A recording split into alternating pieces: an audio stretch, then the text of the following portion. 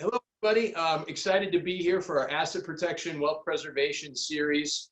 For those of you that have been following the series, you know that the whole reason that we put this together is because we wanted to provide a more broad view of what asset protection and what wealth preservation really is. And by now, you know, it's not just sitting down with an attorney. It's taxes, it's income protection, it's a number of different things. And we want to make sure that we have barriers in place to protect our wealth, while also having the plans in place to proactively be ready to deal with things as they come up. And today's subject, in my estimation, is probably one of the most significant attackers of wealth, if you will. And often, I think maybe the least understood and certainly the least applied until people, often it's too late. And so from that perspective, Rick, I'm super glad you're here with me today and able to offer your expertise. And so Rick and I are going to have a conversation today about long-term care expenses. And so, Rick, before we get started, if you wouldn't mind sharing just kind of a little bit about your background, how you kind of got into this and became this industry expert. Well, I've been in the business for now 34 years next week, so it's not something new to me. Started out as a business education teacher of all things, did that for about a year, and got into the market, meeting actually with clients of my own, and then transitioned into the role that I have now and have done for the last 30 years, and that is working with advisors to be an advisor to their clients. So when I would work with you, if you have clients that want to have a discussion about risk management, and I'm specifically talking about life insurance, long-term care insurance, and disability insurance, those are my 3 levels of expertise. I've worked for different companies as a company representative. Most recently, I worked with a financial institution, a bank. And then up until then, last year, I broke away and started my own firm, Meritage Wealth Insurance Advisors, with 4 partners of mine. We cover the United States from Oregon to Arizona, Houston, DC, and New York. And our goal and our role is to assist advisors in this level of expertise with their clients. No, that sounds great. And so as it relates to today's subject, you know, you mentioned 3 things there: life insurance, disability, long-term care. Love it. Love the risk management side of the business. Let's talk today about the long-term care side. And I guess probably the best place to start is really kind of what is or what defines a long-term care consideration. Just walk us through the entry point, kind of that 30,000 foot view, Rick, of long-term care, what to expect and so forth. So when our clients age and when we age, I mean, all of us are going to get older, hopefully. One of the things we always think about is our daily activities, and we're able to do those things every day. And that might mean eating or bathing or going to the grocery store, whatever that is. We kind of take that for granted. But there comes a time in life when sometimes we can't do those things for ourselves, and we need help. Most often, the person that helps us is usually a healthy spouse. So we might have a spouse that can do those things for us, but there comes a time where that doesn't work either. And when we need help beyond what we can do ourselves or what our spouse can do for us, we oftentimes have to hire somebody to do that. So when we're talking about activities of daily living is the technical and legal term, there's 6 things that are measured. And it's eating, bathing, toileting, transferring, continence, and dressing. And if you can't do 2 of those 6 things, you're deemed to be needing of long-term care. And then we'll get into what that means in the industry. There's also other issues that happen during our lifetime. I'm going through it right now with my parents. My mother was diagnosed with Alzheimer's. She's physically able to do all 6 of those activities, but may not mentally be capable of being not a risk to herself. So we're measuring 2 different things: physical and mental ability to care for yourself without being a danger to yourself. And when we can't do that on our own, or we can't have a loved one help us with that, that's when we look outside for additional help. One of the things you said in there that really resonated with me, I remember that when my grandmother was going through Alzheimer's and then dementia and so forth, and the toll that it had placed on her 3 daughters, one of whom is my mother, and then just saying, hey, you know, we need to move the direction of the facility to help to handle those types of considerations, those activities of daily living and so forth. And then especially when it declined rather precipitously. What has your experience been with, when we talk about long-term care, we talk about activities of daily living, we realize, hey, it becomes onerous to the spouse. Like, it becomes overwhelming for the spouse to be able to handle that. are people's preferences to have that care more in home than at a facility? And then if so, how does that break down? Not, broad strokes again, like, is it much more expensive in home versus at a facility? Is the care better, worse? I mean, yeah, and that's a really big consideration, and every family is different, but primarily most people I know and most people I talk to and work with would prefer to stay in their home above and beyond anything else, and they prefer to be cared for by a family member. Now, that's not always the case. If you have a widow or widower, we don't have a spouse in the family. If your children move away, like I live 1,800 miles away from my parents, I can't run over there and help them with things. So it's not always something that we can take care of within the family unit. So as far as where do they want to have care, the home is number one, the top priority. The nice thing about some of the solutions we offer is that the care can be done wherever is best used. So if my best use of my care is at home, then I can do that. Maybe I only need help a couple hours a day, bathing, maybe creating meals, feeding, but I don't need somebody there when I'm sleeping. So I don't need a 24/7 care provider. But then other situations might warrant full-time care. That could be done in the home, that could be done in a facility, assisted living, or a full-time 24/7 care facility. But as we typically see people, they don't usually go from 0 to 60, right? They start with, okay, I can do some things, but not everything. So I need a little bit of help.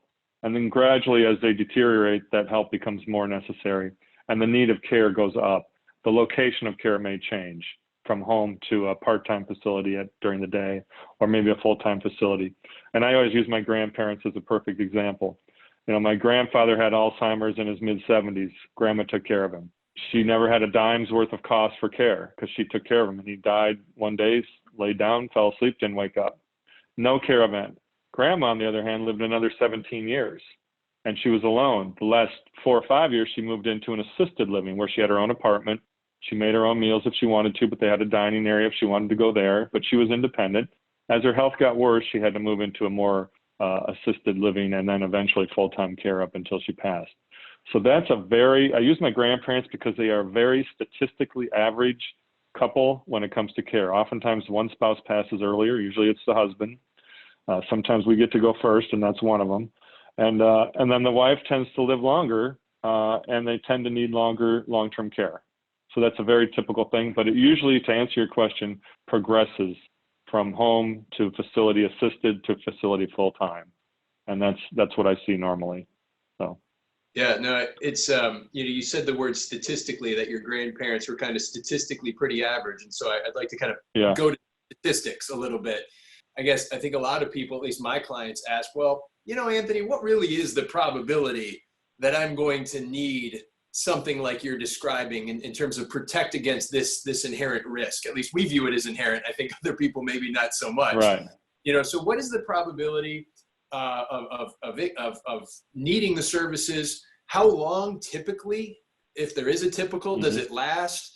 And then I guess thirdly is, how much does something like that cost? And I'm saying how much the actual core raw services would cost somebody, not with any of the strategies that we might utilize to help those people. Right. The industry, and I work in the insurance industry, so obviously they're very big on the data. And when you start talking statistically, it's all going to be formulated based on averages and actuarial assumptions. So just talking about averages, the average married couple, let me go back. The average person has about a 70% chance that they will need some sort of care during their lifetime. So you say, well, that's pretty good. I mean, it's pretty high. That means 30% chance I won't. But then you're like my grandfather. He was one of the 30%. It wasn't because he lived to 100 and didn't need care, because he died suddenly. Then you go with the other side of it, which is more like my grandmother, who is typical going to need some care, then greater care, and then full care. But if you look at the averages, you got about a 70% chance of needing care at age 65 or older. Now, the older you get, obviously, the more likely. So that's just the normal average we use. The funny thing is I get clients that'll tell me, well, I'm healthy and I take good care of myself and I eat right and I exercise. I won't need care. This is completely counterintuitive to the actual statistics. The people who don't need care are the unhealthy people. They smoke, they're diabetic, they're overweight. And the reason isn't because they don't get sick, it's because they don't live very long. It's the healthy people who live a long time, but then eventually need help that tend to need long-term care more often. Completely counterintuitive to what people think.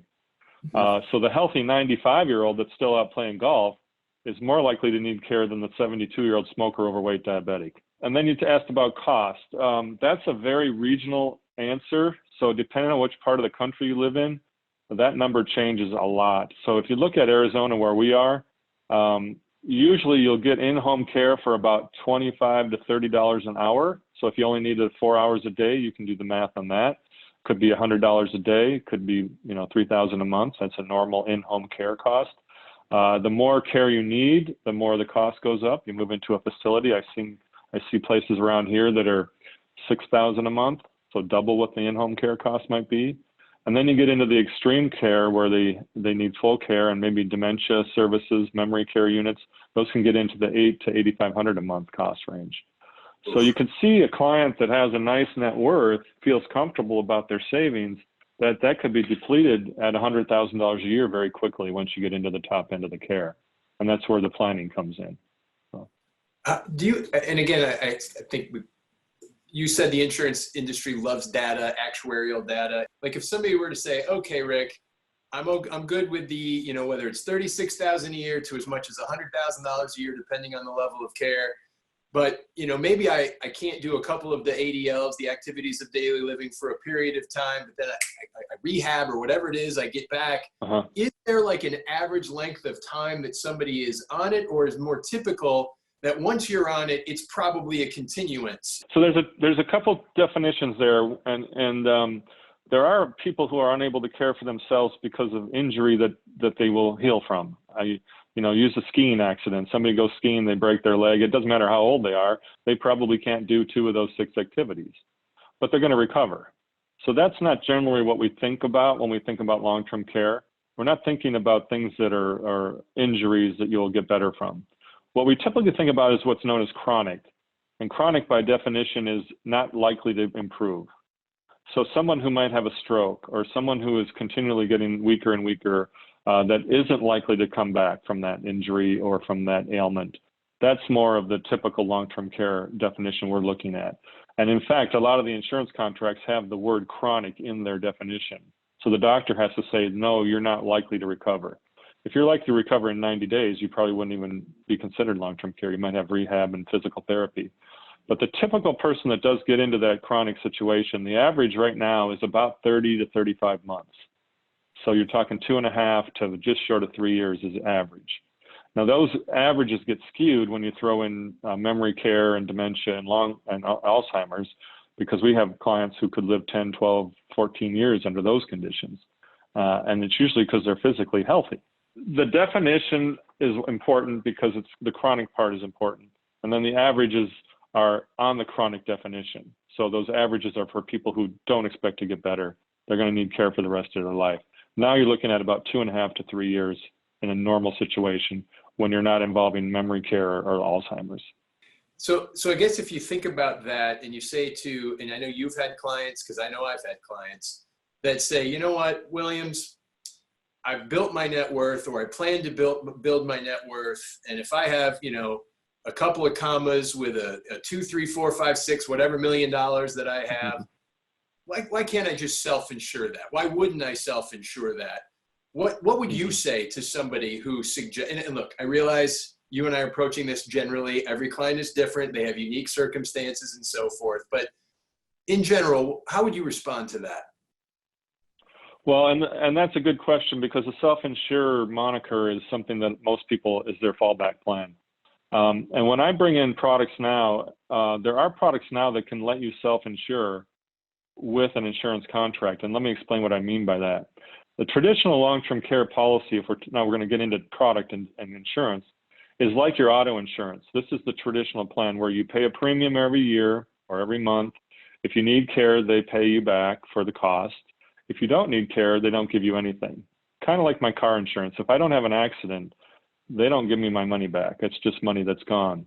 The newer products, which we call hybrid products, are asset-based. So if I had a client who had, let's use easy math, $1 million portfolio, And they said, you know what, I'm comfortable self-insuring because my exposure might be, if I go in for 3 years, maybe it's 300,000 at the top end. So I would ask that client, okay, of your portfolio, show me which of those assets you're going to carve out the 300,000. Which assets do you want to sell to fund your care event should it happen? And that's usually a hard discussion because we don't want to sell anything. So with hybrid products now, instead of having the cost be real and actual, what if I pre-funded it at a highly discounted rate, maybe 1/4 of what I would have had to put in? So now I could show a client, instead of carving out 300,000 from your portfolio, what if we carved out 75,000 today? We put it in the insurance bucket, and that created a $300,000 pool to pull from when your care event might happen. The other nice thing about the newer products is, like I said earlier, on my car insurance, I don't get anything back. For those 30% of the people that never use the long-term care, that money isn't lost like it would be on the traditional product. That money they paid into it would be there to go to their children or their spouse or their beneficiaries of any kind. So if I put in 75,000 and I need care, I have 300,000 to cover my care costs instead of a dollar for dollar out of my portfolio. But if I don't need care, the 75,000 goes back to my named beneficiary. So it's not lost from the portfolio. So when I speak to clients about self-insuring, I'm really self-insuring with an insurance package because I'm moving money over there. It's my money. I'm using it, and I'm not going to use it in the meantime, but I'm going to give it to my kids if I don't need it for care. And if I already have to earmark the 300,000 from my portfolio, that means I can't spend that money on something else anyway. That money's locked up because I said that was my money for self-insuring my risk for care. So would I rather lock up 300,000 or would I rather lock up 75,000 and have the same access to care? So that's how I look at it. It's kind of self-insuring, but I'm just allocating the dollars on a discount. Well, I mean, it's absolutely self-insuring, but you're, in this case, multiplying your self-insurance in a factor of 4 to 1. I mean, yeah, that makes a ton of sense. Yeah. I remember when long-term care first came out, and then smash cut to now I'll talk to folks in their 60s, and they're like, oh, I bought this long-term care policy, and then after a couple of years, the rates were so high, and after a couple of years, the rates were even higher. Yeah. And clearly, you were talking about the actuarial numbers and the algorithms and so forth. Clearly, the insurance industry either way underestimated or just got it entirely wrong initially when these came out. What type of a response do we have to folks who say, I was burned once, I was burned twice, I'm not going to get burned again by long-term care because it just, you're talking about, right?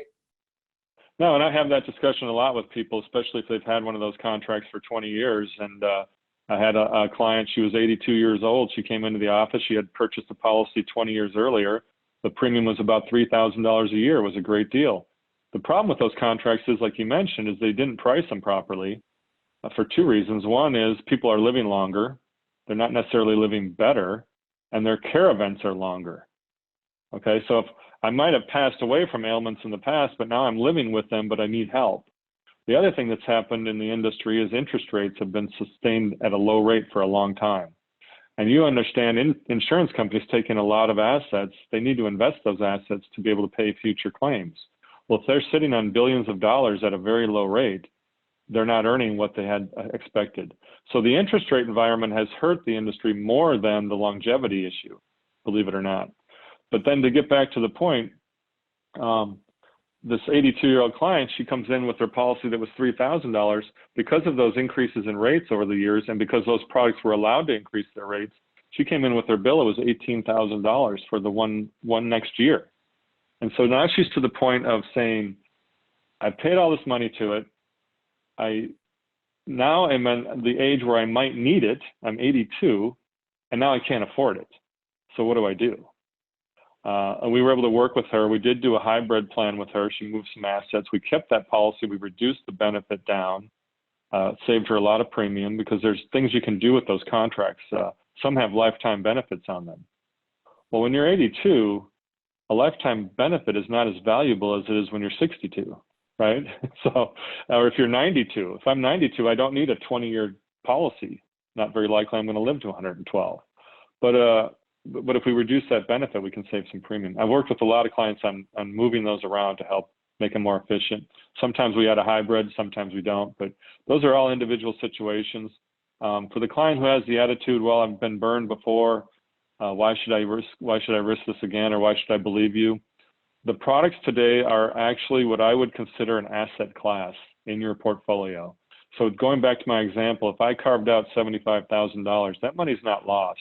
That's a part of my portfolio. It's going to come back to me in a quadruple if I need it for care, or a 1-to-1 if I don't, and then I leave it to my beneficiaries. So now when I portfolio it out, I treat it like an asset class, as opposed to an expense like my auto insurance. So that's the big difference. And those dollars are all reserved. They have to be reserved. It's going to be a stable part of the portfolio. You know, you were talking about kind of not really the compare and contrast, Rick, but just as a percentage of your business on the long-term care side, how often, if at all, like what would you say is the ratio of these hybrid long-term care policies, this asset class, versus the traditional, like renters or like your auto insurance? I'm going to buy that. Where are you at with that now? I will tell you, it's been interesting. The hybrids have taken over the market. In fact, that's another thing that's hurting the traditional market, is they're losing new business. And as you know, they need new business to stay in the old business. I haven't had a client, and now I've been doing this for 34 years, I haven't had a client take a traditional term type product in 6 years. Zero. Wow. None. We've looked at some, but they just say, well, I feel like it's money down the drain. So the hybrid model has taken over the industry. Yeah, it's an interesting strategy. And certainly as the clients get to that stage in their wealth where they can afford that lump sum and add that asset class, it just in previous conversations in education, you know, self-education, I'm like, God, these things really seem to make a ton of sense, especially coming from where we came before. And so I'm glad that you introduced that strategy today.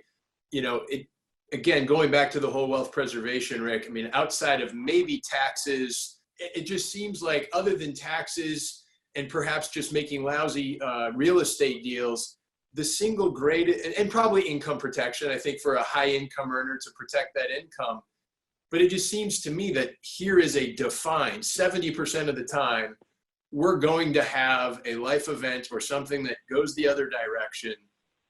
You can still effectively self-insure that risk. So that kind of mitigates that concern. It just, as a part of that, and one of the things that I know you do as well, you mentioned it earlier, is doing that comprehensive risk management analysis to really dive in and figure out what the concerns are, what the risks are, and then structure strategies such that we're able to protect our clients against that. So I really appreciate that. I truly had no idea that you could go north of $100,000 a year for care on the high side of that. And that's just in Arizona. My guess is other states are more or less expensive than that, depending, right? Absolutely. Yeah, you go to San Francisco, you'd be well above that. New York City, you know, the places. And then you go to other spots like maybe Lincoln, Nebraska, maybe it's not that much. But that's why I said it's a very regional decision. And so if we have clients all over the country, which we do, we would make that decision based on where they are. Well, Rick, heck, I really appreciate your time. This was educational for me. I'm certainly it will be educational for our viewers as well. Clearly, your expertise in the space is very, very defined. And I appreciate your taking the time today and the clarity in which you presented everything. In closing, I just want to say, think about this, people. Wealth preservation, this is a pretty big issue. So just take this to consider as you're moving forward in your wealth management journey. So again, Rick, thank you so much for the time today. Thanks for having me. I really appreciate it. You bet.